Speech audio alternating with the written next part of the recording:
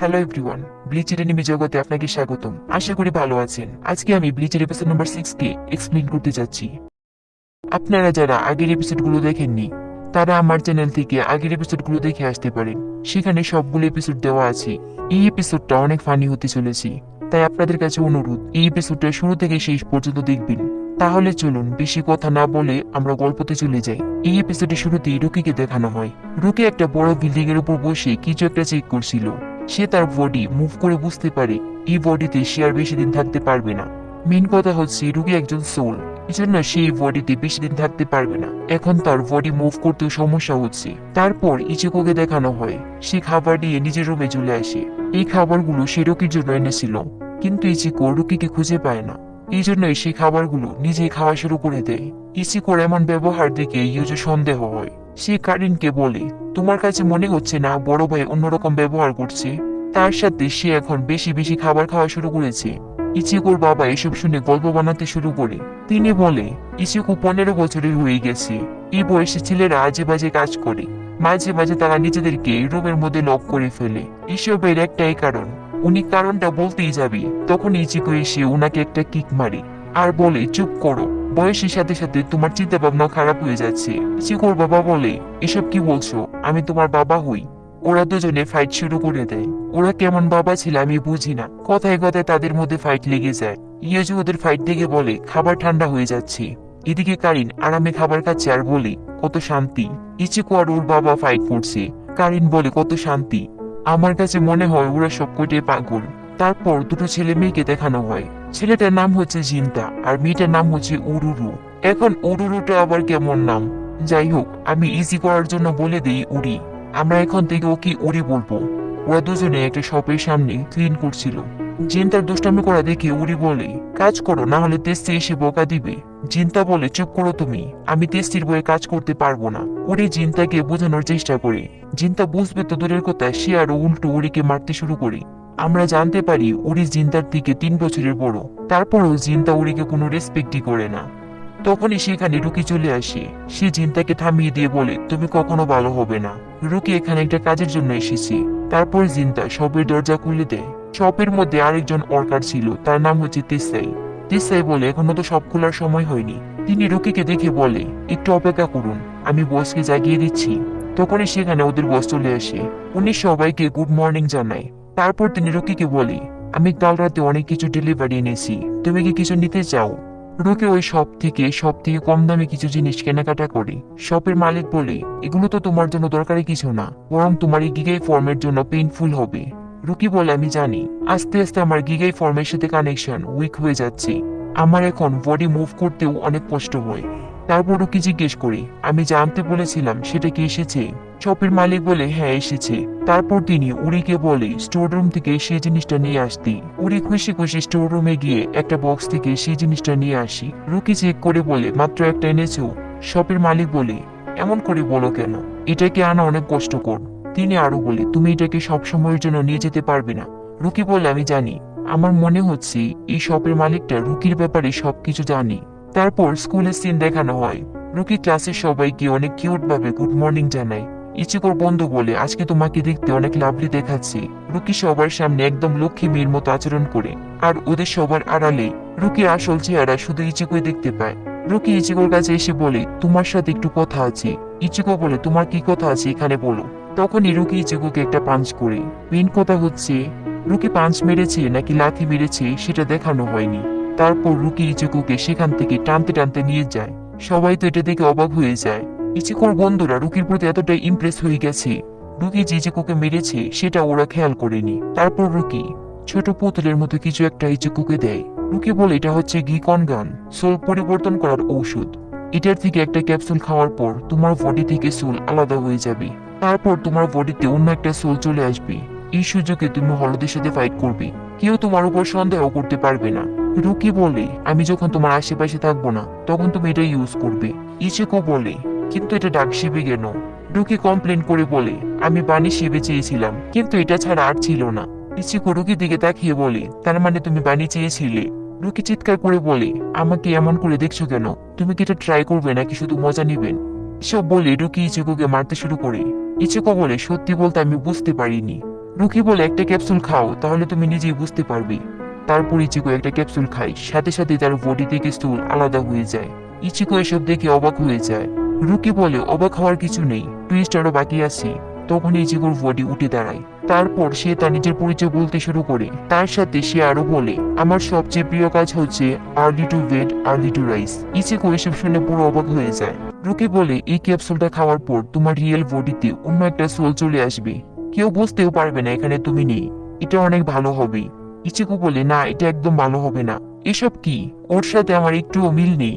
তখনই রুকির কাছে একটা মিশন আসে। রুকি বলে, ওকে রেখে এখান থেকে চলো, আমাদের কাজ চলে এসেছে। ইচিকো যেতে চায় না। সে বলে, সবাই বুঝতে পেরে যাবে এটা আমি না। কিন্তু রুকি ইচিকোর কোনো কথাই শুনে না। সে ইচিকোকে টানতে টানতে সেখান থেকে নিয়ে যাচ্ছিল। চিকো বলে, অন্তত পরের ক্লাসটা যেন মিস না হয় সেটা বলতে দাও। কিন্তু রুকি কোনো কথাই শুনে না। নকলি চিকো বলে, চিন্তা করো না, আমি সবকিছু ম্যানেজ করে নিব। আমরা দেখি তার মুখে একটা শয়তানি হাসি। আবার শপের মালিককে দেখানো হয়। তিনি দেখতে পায় উড়ি বুল বক্স থেকে জিনিস নিয়ে রুকিকে দিয়েছে। এসব জানার পর জিনতা উড়ির উপর চিৎকার শুরু করে দেয়। জিনতা বলে, তুমি কাস্টমারের কাছে খারাপ জিনিস বিক্রি করেছো। ওদের দুজনের মধ্যে আবার মারামারি শুরু হয়ে যায়। শপের মালিক ওদেরকে থামতে বলে। এদিকে তেসি বলে, এই গিকন কান্টার জন্য অনেক বড় সমস্যা হতে চলেছে। শপের মালিক বলে, চিন্তা করো না, আমরা সবকিছু ঠিক করে দেব। কিন্তু কথা হলো সে এখন কি করবে। এদিকে ইচিকোকে দেখানো হয়। সে তার হাত পা ভালো করে চেক করে নেয়। তারপর সে একটা লোহার ব্যারিকেডের মধ্যে লাথি দিয়ে সেটার অবস্থা খারাপ করে দেয়। ইচিকোর বডিতে যে সোলটা আছে, সে বলে, ফাইনালি আমি একটা পারফেক্ট বডি পেয়েছি, এখন থেকে আমি ফ্রি। তখনই সেখানে স্কুলের সিকিউরিটি চলে আসে। সে এসব দেখে বলে, তোমাকে এর জন্য জরিমানা দিতে হবে। নকলি চিকু সিকিউরিটির দিকে অনেক ভাব নিয়ে এগিয়ে যাচ্ছিল। সিকিউরিটি তাকে মারতে যায়, কিন্তু নকলি চিকু সেখান থেকে উড়ে চলে যায়। সিকিউরিটি এটা দেখে ভয় পেয়ে যায়। তারপর ওরিহিমেকে দেখানো হয়। লাঞ্চ টাইম হওয়াতে ওরিহিমে অনেক খুশি ছিল। তাসুকি বলে, এত খুশি হওয়ার কি আছে। তারপর তারা লাঞ্চ করছিল। তখনই সেখানে ওরিহিমের আরো একটা বন্ধু চলে আসে। সে ওরিহিমেকে জড়িয়ে ধরে বলে, তুমি যখন খাবার খাও তখন তোমাকে অনেক কিউট লাগে। তখনই সেখানে নকলি চিকু মাটি থেকে লাফ দিয়ে জানালার কাছে এসে বলে, এটা কি ইচিকোর ক্লাস। সবাই ইচিকোকে দেখে অবাক হয়ে যায়। এদিকে ইচিকো হলোর সাথে ফাইট করছিল। সে হলকে মেরে ফেলে। তারপর সে বলে, আমার কাছে মনে হচ্ছে খারাপ কিছু হতে চলেছে। আবার নকলি চিকুকে দেখানো হয়। সে ওরিহিমের ক্লাসের জানালায় দাঁড়িয়েছিল। সবাই জিজ্ঞেস করছে, তুমি এত উপরে লাফ দিয়ে উঠলে কিভাবে। নকলি চিকু দেখে সবার টেনশন ওর উপর। এসব দেখে সে অনেক খুশি হয়ে যায়। সে বলে, এই ক্লাসের সবগুলো মেয়ে অনেক হট। তারপর তার নজর যায় ওরিহিমের উপর। ওরিহিমেকে দেখে পুরো পাগল হয়ে যায়। নকলি চিকু ওরিহিমের কাছে গিয়ে তার মাথায় হাত বুলিয়ে দিয়ে বলে, নাইস টু মিট ইউ সুন্দরী মেয়ে, তুমি কি তোমার নাম আমাকে বলবে। নকলি চিকু ওরিহিমের সাথে ফ্লার্ট করছিল। তারপর সে ওরিহিমের হাতে একটা কিস করে।